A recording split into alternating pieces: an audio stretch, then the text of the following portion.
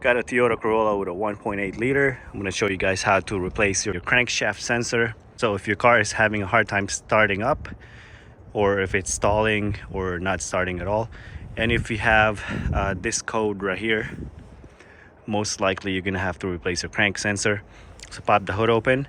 There's two ways you can reach this sensor. You can either do it from here. If you have a small enough arm right over here, easiest way is to take that wheel out, jack it up, use your jack stand right here. If you crawl underneath right here, this is gonna be your crankshaft sensor. You got a wiring harness right here. All you gotta do is press on that tab. Your wiring harness will come off.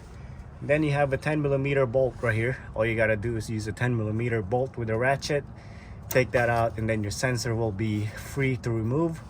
It might be stuck there a little bit because you're gonna have a seal inside, so you might have to wiggle it back and forth until it comes out. It looks like this one right here.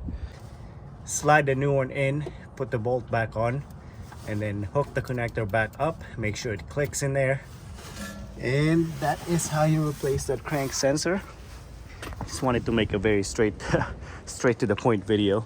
I don't want to tell my whole story about it, but yeah, that's how you replace the crankshaft sensor. I hope this video helped you guys out. If you did, give me a thumbs up. Also click on the subscribe button, and again, thank you for watching.